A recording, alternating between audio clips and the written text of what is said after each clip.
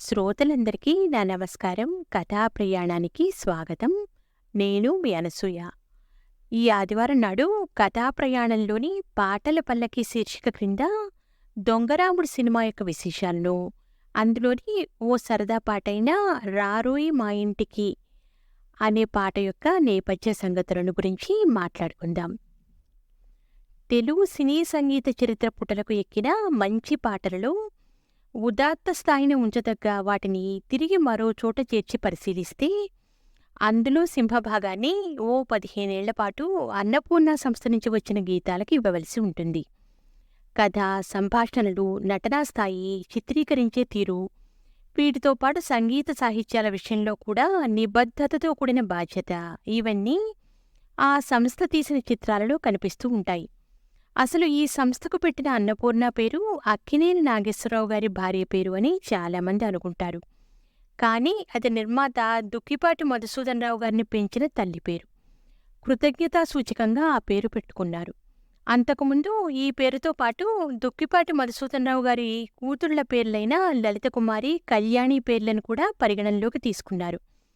సముద్రాల రాఘవాచార్యులు గారు, నార్ల వెంకటేశ్వరరావు గారు కలిసి సంఖ్యాశాస్త్రం ప్రకారం అన్నపూర్ణ పేరు కలిసొస్తుంది అని చెప్పడంతో ఈ పేరునే తమ సంస్థకు ఖరారు చేసుకున్నారు.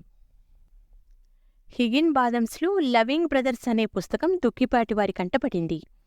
అట్టమీద ఇచ్చిన సంక్షిప్త కథను చదివి పుస్తకం కొని మొత్తం చదివారు.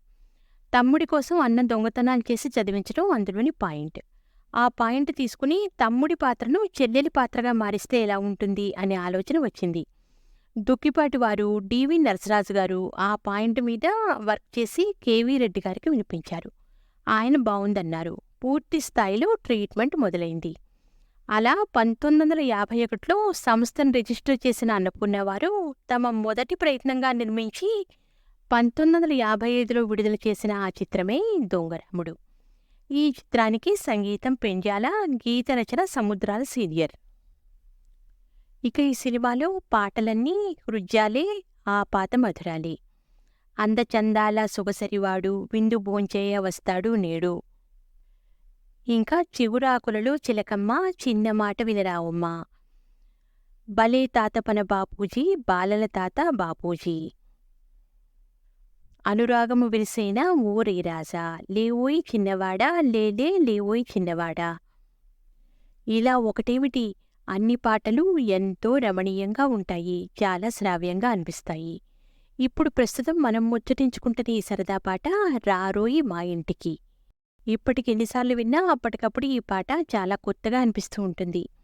రారోయి మా ఇంటికి పాటను జిక్కి పాడగా తెరపై సావిత్రి, ఆర్ నాగేశ్వరరావు అభినయించారు. ఈ పాటలో మరో పురుష కంఠం కూడా వినిపిస్తుంది. ఆ మాటలను ఆర్ నాగేశ్వరరావే పలికి వాళ్ళు ఇప్పటికీ ఉన్నారు. నిజానికి ఆ కంఠం మద్దాలి కృష్ణమూర్తి అనే ఓ నటునిది. అంత గొప్పగా పలికారాయన. ఈయన ఆ చిత్రంలో ఇన్స్పెక్టర్ పాత్ర ధరించాడు. ఆయన పలికిన ఆ తాగుడు మాటలను అంతే గొప్పగా తెరమీద ఆర్ నాగేశ్వరరావు పెదవులు కదిపారు. ఈ పాటకి పెండ్యాల వారు చాలా తెలివిగా హిందుస్థానీ సంప్రదాయంలోని ముజ్రా శైలిని అనుసరించారు అని చెప్పాలి. ముజ్రాల్లో శృంగారపూరితమైన ఆహ్వానం వశీకరణ పద్ధతిలో ధ్వనిస్తూ ఉంటుంది. ఓ రకమైన ఊపు, మత్తు ఉంటాయి.